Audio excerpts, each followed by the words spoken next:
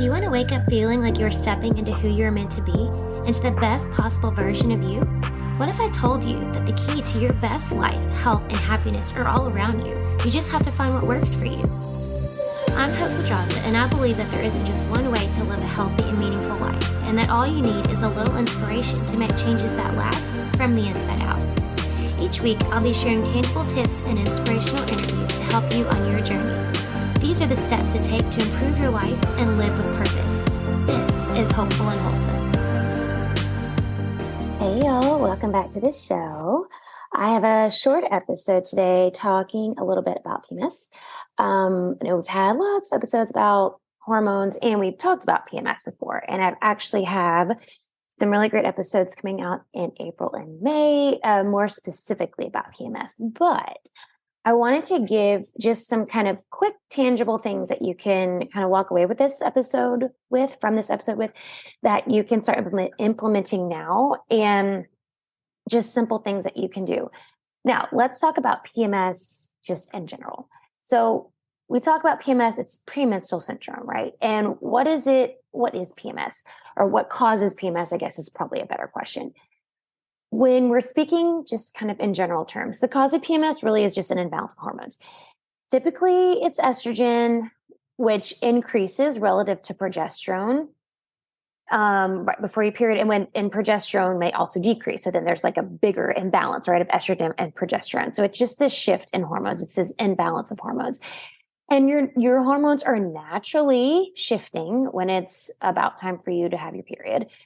But with PMS, it's just a bigger shift, right? And when your hormones are already imbalanced just throughout the rest of the month, when it's not your period, when it is time for your period, it's just a huge jolt to the body. So, and this is influenced by a lot of things. And I've had episodes where we've talked about what that, why that is, and why there's, the estrogen dominance, and why there's, so, we've talked about that before, but generally it's things like, things in your diet, whether it's refined sugar, too many refined carbs, too much caffeine, too much stress. We talk about environmental toxins, right? There's the like endocrine disruptors or xenoestrogens, the ones that kind of mimic estrogen-like properties in the body, right? Alcohol can impact your hormones, and just overall liver function, how your body is getting rid of excess hormones and how it's converting the hormones and all of that. So there's a lot of contributors here. And how do you know if you have PMS? Well, first of all, I think if you're listening, you typically know if you have PMS because you know what it feels like. And I would say pretty much everybody I've worked with at some point, they may not be coming to me for their PMS, but it's kind of among the onslaught of other symptoms, right? And it's one of the issues they deal with or have dealt with in the past.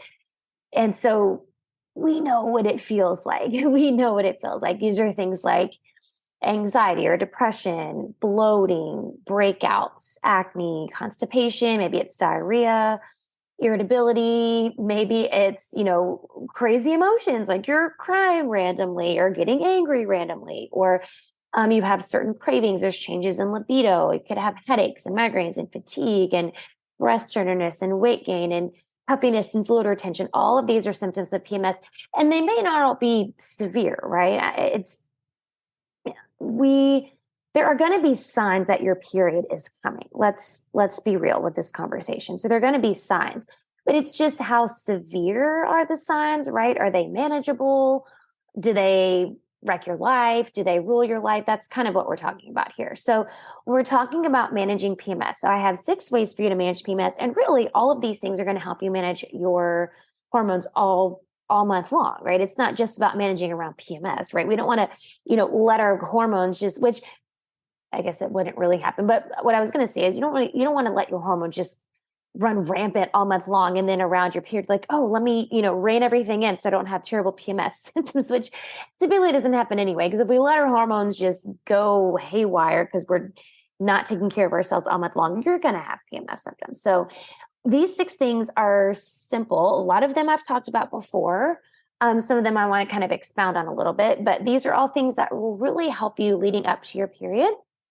So think like 3 to 5 days leading up to your period is kind of when we really want to hone in on these. And then the first 3 days, like 2 or 3 days when you're actually on your period. Okay. So let's talk about number one. Number one is working on your liver. And I know I talk about liver health all the time, and we talk about liver health and working on your liver when we're talking about detox and, my processes and protocols with my clients. Your liver is so crucial to your overall health, and it's so crucial to your hormones. So when we're working on our liver, we're helping it do what it naturally does, which is help detox the body. It helps break down toxins. It helps break down hormones. It converts hormones, right? So it has a lot of jobs, and we really and truly put a lot of stress on it. Our poor liver is responsible for a lot. We expect a lot out of it, and then we kind of abuse it sometimes. And so it gets tired and it gets sluggish and it gets a little congested, right? So stagnation and congestion and sluggishness, all of these are things that can cause PMS symptoms. And when we're talking about severe PMS, you've heard of PMDD before. This is like an actual disorder, considered an actual disorder. And a lot of times doctors will put you on medication or birth control or hormones, that kind of thing. But it's just getting really severe PMS. And many times, I mean, honestly, I would say majority of the time, I'm not saying it all goes back to your liver, but a lot of it goes back to your liver. So working on your liver is going to be huge. So let's talk about that. First, some ways to take care of your liver. First, you know what I'm going to say here. Castor oil bags, y'all. Castor oil bags. I was just telling your friend the other day, she was telling me about some like period things and hormonal issues. And that was the first thing I told her. Like, have you tried castor oil bags? I'm not kidding. This is so supportive for your liver. And honestly, there is science to back it up. And I've talked about this before. I actually have the founder of the company that I always recommend to my clients coming on the podcast in the near future. And there is science to back it up, and they have done science. Now, I will say too that a lot of this is a lot of the information, I guess is what I'm looking for, around castor oil packs is based on anecdotal evidence, right? And it's an Eastern medicine thing, and I'll say this too as just kind of being totally transparent. A lot of times with holistic remedies, homeopathic remedies, things that are rooted in, Ayurveda or Eastern medicine or traditional Chinese medicine, they don't have the studies to back it up, right? There's anecdotal evidence, and there's evidence of it being used for centuries just by, these practitioners and traditional Chinese medicine doctors, that kind of thing. But I'm going to get in my soapbox here for a second. And this isn't me being like, a conspiracy theorist here. I'm just telling you as it is. If these things don't make money for the big powers that be, then it's not worth doing scientific studies, right? So a lot of times there's not a lot of science to back these things up, because it's not in the best interest of the power. And by the powers that be, I mean, like at least in the Western world, and I would say mostly in America. I can't speak for all the other countries in the Western world, at least for mostly in America. It's the pharmaceutical companies, right? If it doesn't make them money, then those are a lot of the times the people who fund the studies about different things, like, heart disease and diabetes and, liver disease and all those things. And if it's not in their best interest in terms of like making them money, then they're not going to do the study. So there's not a lot of studies to back some of these things up. There are studies, and you can go look at the Queen of Thrones. That's who I'm going to have on the show. You can go look at their website, and they do have some studies to back it up. But I'm just telling you that there's not a lot of studies to back it up for that very reason. But there is a lot of anecdotal evidence, meaning just people who have had they've experienced the benefits. And there's a lot of evidence just in terms of alternative medicine practitioners that have used it and have had, literally for centuries. You can go back to looking at biblical times. Castor oil was considered like a holy healing oil. So there's stuff to back it up. And I went down the rabbit hole there, but I just wanted to speak to that. I feel like it was important. But castor oil is a huge support for your liver and for inflammation and for your gut. And there's so many other things, but it really can make a huge difference. Some other things to support your liver: botanicals and herbs like milk thistle and silymarin and dandelion root. All of those things are really supportive for the liver. And you can find supplements that are just those things, or supplements that are a combination of all of those things. And really and truly, I recommend taking that. You could take it more than just the few days leading up to your period, but those are things and if you're really looking to like And I've done my liver detox challenge before. I have a liver detox program I've done before, and doing it as part of a program, as part of a 30, 60, 90 day type thing can be really supportive in kind of healing things, balancing things out, but something that I would do more than just the 3 days leading up to your period. Another thing to help with your liver, cruciferous veggies, sulfurous foods, all of these things really help with detox pathways, and it helps with what's called indole 3 carbinol, which helps with phase 1 liver detox, and it helps with liver detox pathways, and it helps with the metabolism and the excretion of excess estrogen. So these are things, what cruciferous veggies are, right? These are things like broccoli and cauliflower and Brussels sprouts and kale. All of these things are really good at helping, and just sulfurous foods in general. So eggs are another sulfurous food that can be helpful for this. And then the last piece of kind of working on your liver is lowering your toxic load. And you can go back and listen to previous episodes where I've talked really in depth about this, but it's all about limiting the toxic load we put in our body. So it's the big thing for our hormones are the endocrine disruptors, and these are like plastics. Plastics are a huge one. These are plastics. These are the things that are in soaps and cleaning products, that kind of thing that's mimicking estrogen, has an estrogen effect in the body. It mimics our natural hormones, and it can bind or block receptors that are supposed to receive those hormones. And that's the effect in our body, is that it binds or blocks those receptors.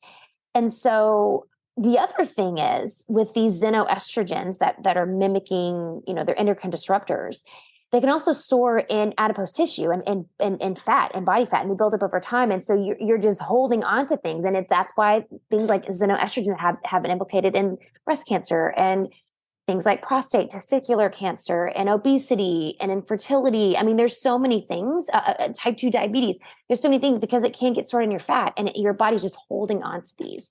So it does affect your hormones, and these are things that put more strain and stress on your liver. So number 1, supporting your liver. Okay, let's move on to number 2. Number 2 is minerals, vitamins and minerals.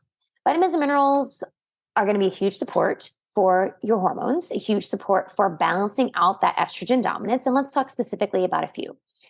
So first, magnesium. I talk about this all the time, and I'll talk about it till the cows come home, because this one is a huge one. It's involved in anywhere from 300 to 600 different enzymatic reactions in the body, including making sex hormones. Like, you have to have magnesium to make sex hormones, to convert sex hormones, and to get rid of sex hormones. And I think the numbers now are like 70 to 80% of us are deficient in it. So, of course, seeing that it's involved in these kind of reactions in the body, it's no surprise that there's, a relationship between magnesium and your period. And magnesium, like during your actual cycle, is physically present on the uterus to relax it during your period. And this is why I've talked about before taking magnesium during your period, because it can help with cramps and stuff, because it's responsible for muscle relaxation, right? Calcium is helping with the contraction, and magnesium is helping with the relaxation. And so there are multiple studies. I mean, this one you can actually find the studies on. There are multiple studies about magnesium, and especially, I'm going to kind of getting ahead of myself, but especially when magnesium is taken in conjunction with B6, that it can help reduce PMS symptoms, like significantly reduce PMS symptoms. So taking, I would say, anywhere from like 400 to 700 milligrams, and you can even increase it a little bit more. The ideal amount of magnesium is about 500 times your body weight. So for most people, it's going to be like 400 to 700 milligrams. Magnesium glycinate is what you want to look for. That's the easiest to digest. It's the most easily absorbed by the body. It helps with cramps and just the overall process of what's going on in your body. And since I mentioned B6, let me talk about B6 next. B6 is another one. Again, with the studies, there's a lot of studies that show that this one, especially in conjunction with magnesium, can help. Just really and truly, that like all B vitamins help with energy in the body. Like your cells need B vitamins to produce energy in the body. So a deficiency in B vitamins just in general can lead to things like fatigue. And just think about it. Like, that's one of the big symptoms of PMS, where you just feel so tired. And so naturally, you think B vitamins in general can help with that. B6 in particular is really helpful for healthy progesterone levels. So we want B6 specifically, but taking a B complex can be supportive too. So if you want to support overall B vitamins, take a B complex. If you want to be specific, then do the B6, and it works with the magnesium really well. And B6 also specifically works with liver enzymes to reduce excess estrogen production, which can obviously lead to hormonal imbalance. So B6 is really important for the liver. And this is one of the things that I measure when I do the Dutch test with my clients. We look at, or we're not looking specifically at B6, but we're looking at organic acids, which are like metabolites of different things. And one of them is the metabolites of B6 to see if there's a deficiency. And that's a good indication that there's some liver things going on where, there's some liver enzyme, maybe deficiency in the enzymes or a reduction in activity that's causing issues going on with getting rid of excess estrogen. Okay, a few other vitamins and minerals. Now, omega-3s are another important thing. This is one of those I've talked about before that you should be taking all the time. Magnesium and omega-3s are something everybody, everywhere, all the time should be taking, just period. This helps with the big thing here, really, we're talking about inflammation. So the omega-3s help with inflammation. It helps with, again, it kind of helps with, healthy blood flow, healthy cells, can help with the contractions in the uterus, right? Because it is helping with inflammation. So overall inflammation. And then the last one I want to mention is vitamin D. And I say this with caution, just because you've probably heard me talk about vitamin D before, but I have an episode coming out next week, next week, about calcium. And I'll talk a little bit more about vitamin D. And it's kind of about the good, bad, the ugly, about calcium. And vitamin D is kind of in the same boat. And I've said it a million times before, and I know you probably get tired of hearing me say it, but I just feel like I need to keep saying it. I know there's new people that tune in to this show, and I want to make sure everybody knows not to take D by itself. Let me say this first, and then I'm going to give my announcement. But the thing with vitamin D during your period, there are studies, and there's a specific study, maybe 5 years ago or so, that showed that vitamin D supplementation was associated with the overall reduction of a lot of the symptoms of PMS and things like backaches, fluctuations in mood, like pain, that kind of thing. And then really just like overall, just the severity of the symptoms. And so vitamin D has been shown to really be effective at helping PMS symptoms. I say this with caution because vitamin D should never be taken by itself. Vitamin D by itself can stimulate the release of calcium from the body, pulling calcium from the structural elements, which is where it's supposed to be and where it's supposed to stay. So when we're taking vitamin D by itself, it's really dangerous. And there are some mineral experts out there that think you should never take vitamin D. And I have some other FDNs in my world that will say that they strongly believe or strongly against taking vitamin D ever. I don't know if I would go that far. But what I do know is it can be dangerous. The best form of vitamin D, and I just did a live, if you go into, I don't know, depending on when you're listening to this, you could still go back because it's in the Facebook group. If you go into the Facebook group, I did a whole Facebook live about vitamin D. But the best way to get it is from the sun.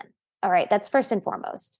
But sometimes people have trouble absorbing it or whatever, and we have to get it from other sources. And not everybody has access to the sun all the time.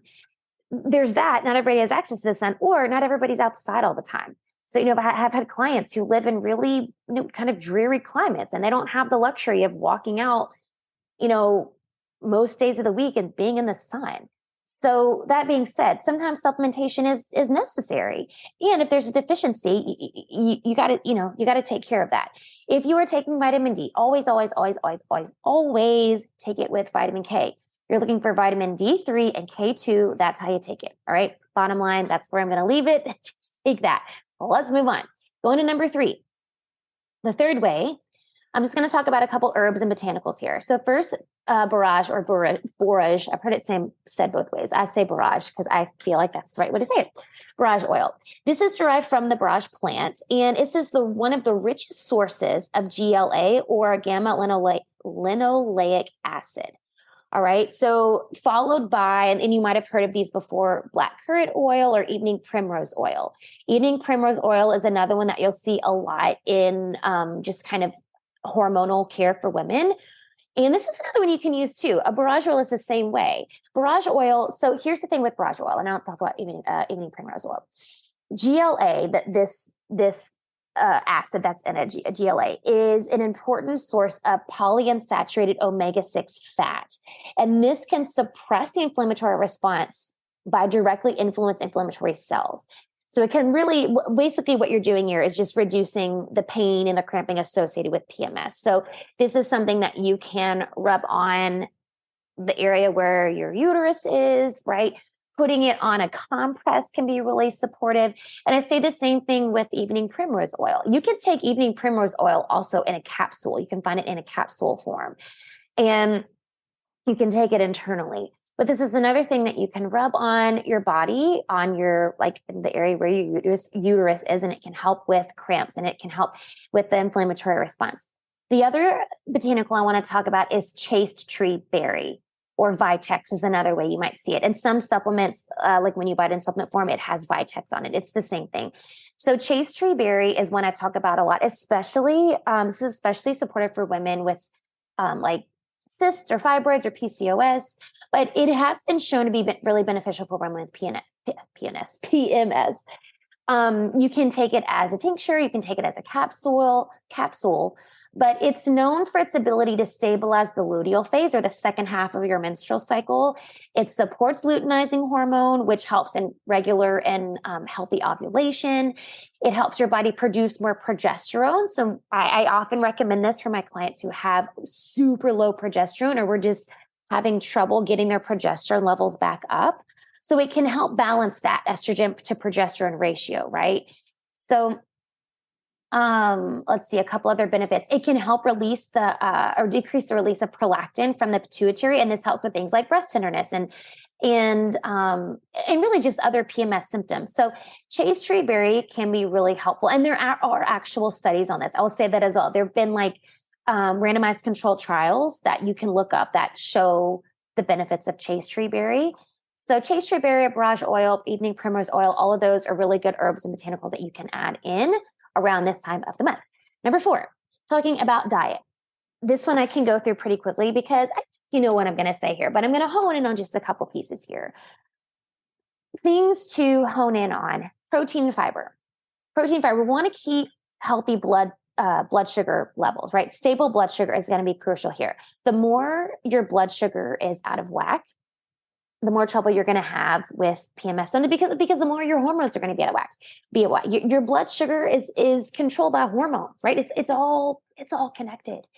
And so this is really one of the reasons why there are so many hormonal issues that stem from unstable blood sugar. Things like PCOS, a huge root cause of that is unstable blood sugar. It's crazy insulin levels.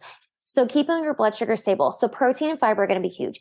Aim to get 20 to 35 grams of protein every single time you eat. Most women should be getting between 100 and 150 grams of protein every single day. It's going to depend on your height and your weight, your activity level, and a bunch of things. But if you can just shoot to get between 100 and 150 grams of protein a day, you're doing okay. The other thing with that is fiber. Fiber helps keep you full. Fiber helps keep healthy blood sugar levels, right? This is going to keep you, and also keep you from acting a little crazy, right? We act a little crazy when our blood sugar levels are stable. And this is going to help keep everything kind of even keel. Eating more frequently, right? Eating regularly to keep your blood sugar stable. It's going to help with the mood swings and the irritability and the symptoms of it.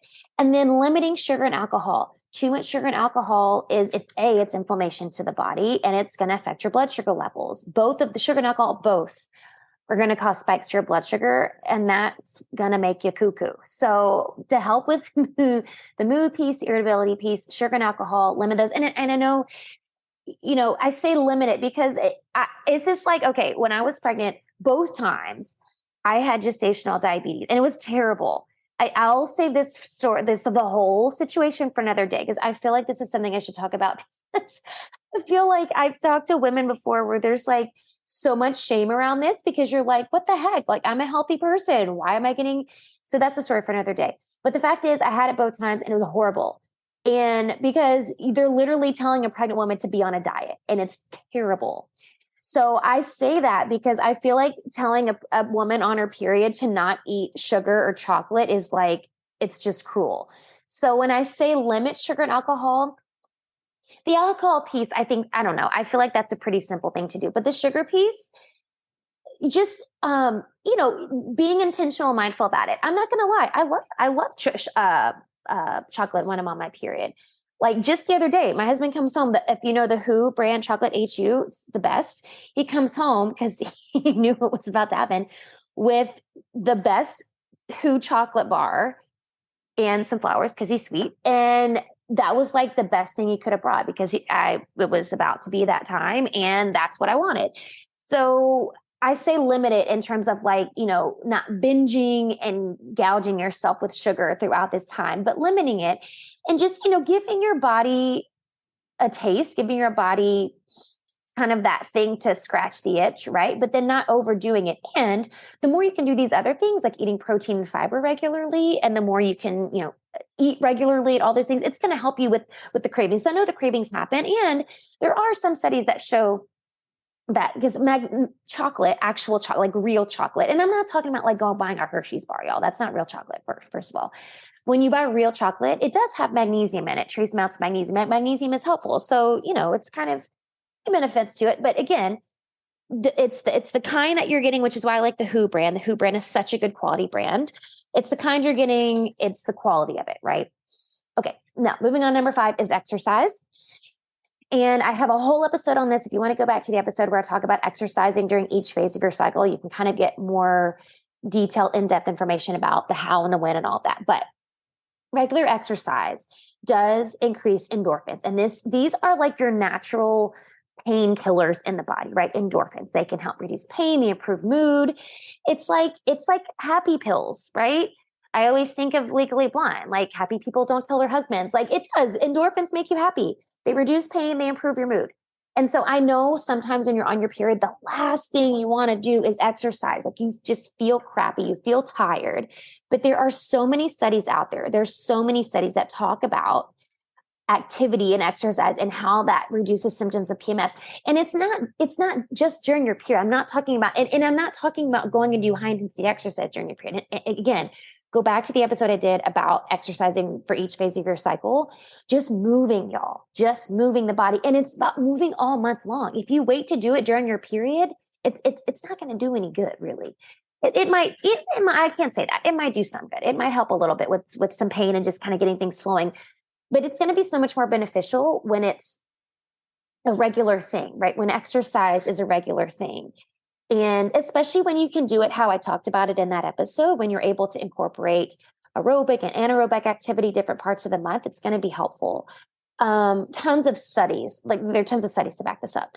And just physical activity in general influences hormonal health, right? It helps with insulin levels.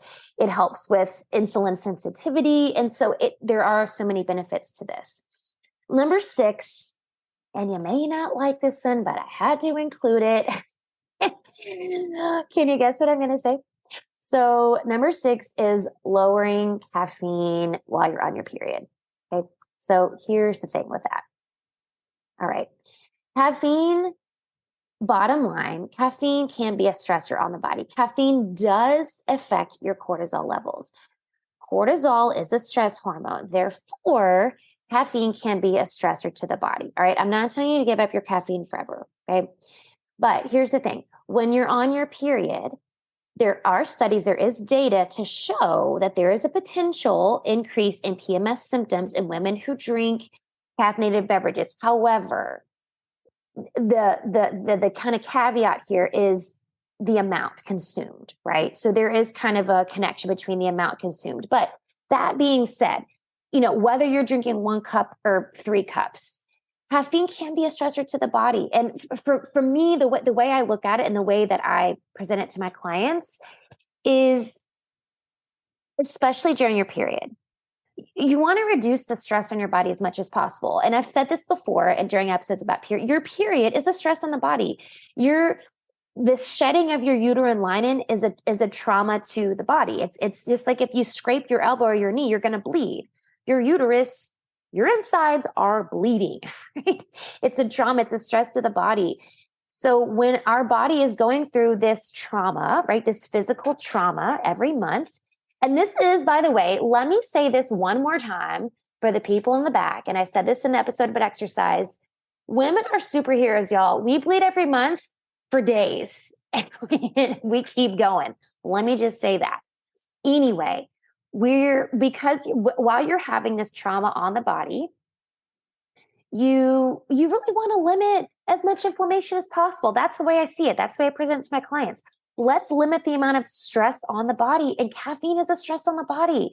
And again, I know, like the sugar thing, like the chocolate thing, I know it's counterproductive for so many of y'all that rely on the caffeine to get your motor going, and you rely on the caffeine to get going. I understand that. But I will also say this. If your body is relying on caffeine anyway, we've got a problem.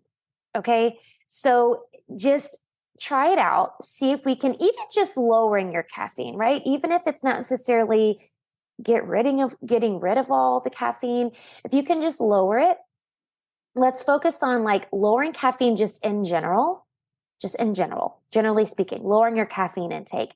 And then when it's around your period, it's not going to be as big of a deal to switch to your herbal tea or whatever, or your decaf Earl Grey tea during your period. All right. So for me, that's what it is. It's all about lowering stress on the body, lowering inflammation on the body while it's your period. So that's why I added that one in. And because there are some studies that have, are kind of pointing to that there's the potential to increase PMS symptoms for those who drink caffeine. So I just want to put that in there.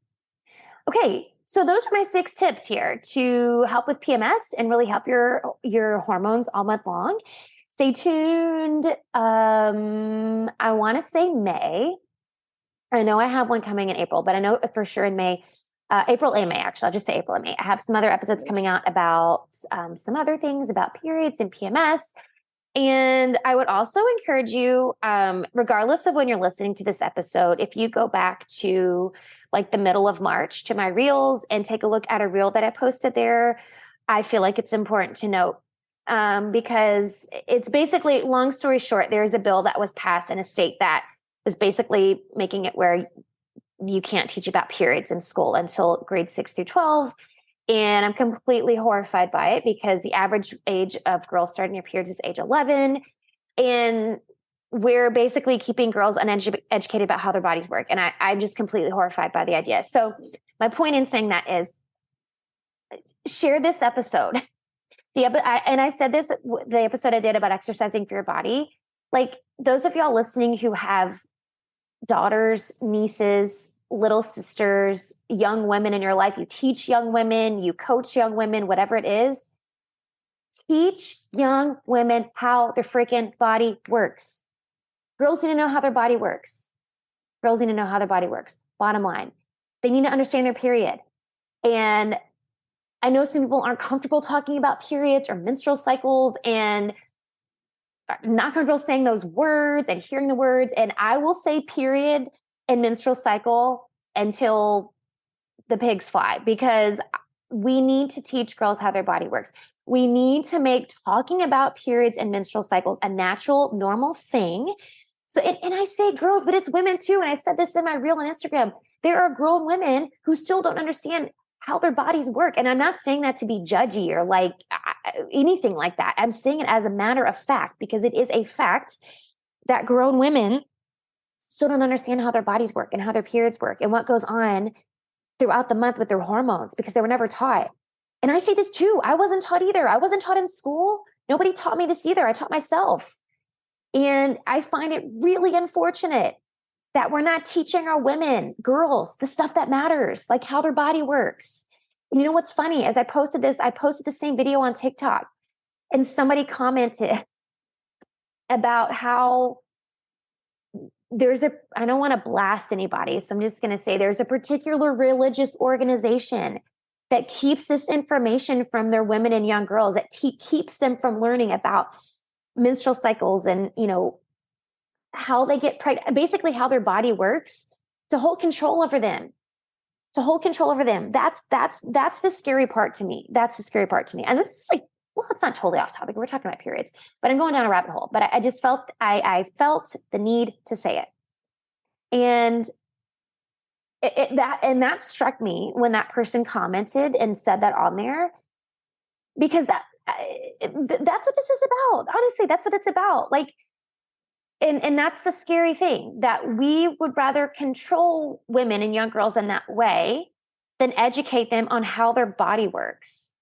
Like, I don't know. I'm kind of baffled by that. And the more, like, I read that comment about 4 or 5 times, and you can go to my TikTok account and you can look at the comments from that particular video. But I'm like, how disappointing, disheartening, scary, frustrating. Like, there's so many emotions involved in this. And bottom line here, and I'll just leave my soapbox here for a little bit. But I encourage you, I implore you, everyone who's listening to this, as I know my audience is women, teach other women. Take this. The things I'm teaching you, that's why I'm teaching you. The things I'm teaching you, the things I'm telling you, the things I'm talking to you about, exercising during your period, eating for your period, these things about PMS, like all of these things I have, and actually I'll put it in the show notes. I have a little PDF that's my guide to seed cycling. And I've talked about that before here too.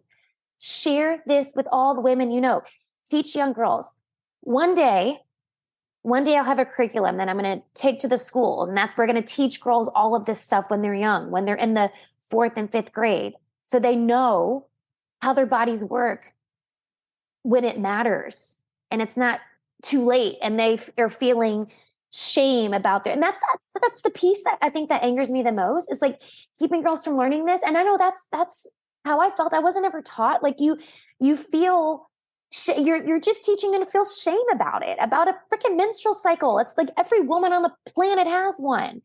So you're teaching them shame and feeling uncomfortable and about something that's so natural.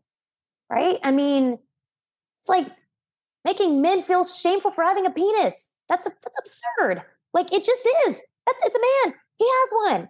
A woman has a menstrual cycle. Like, why are we? I just find this so absurd. So anyway, getting a little fired up. Anyway, take this and teach women, y'all. Teach girls, teach women. I'm going to put the link to my seed cycling guide. So if you want to get it for yourself, or if you want to share it with a friend, then do that. It's helpful. And it's all about understanding how your body works and then using it as your superpower. And I have an episode about that. If you go way back, a friend of mine that I had on, Tree, she talks about like using your cycle as your superpower. So go back and listen to that one too. Let's change the narrative here. Let's change the status quo. Let's change the narrative, and let's teach women the important things. Teach young girls the important things. All right. I hope this was helpful for y'all. My rant and the actual like informative piece about PMS and these 6 ways to help with your PMS symptoms and just balancing hormones all month long. I will see y'all next time. Thanks for listening to Hopeful and Wholesome, y'all. If you found value in this week's episode, please subscribe on iTunes or wherever you listen to your podcast and leave a review to let me know what you thought. I'd love to know what you find useful in these episodes so I can know how to provide the most value I can to my listeners. And if you have topics you'd like to know more about, I'd love to hear those as well. So shoot me a message on Instagram, Facebook, or LinkedIn. It's @TheHopePedraza, or you can visit my website, hopefulandwholesome.com. Thanks, y'all.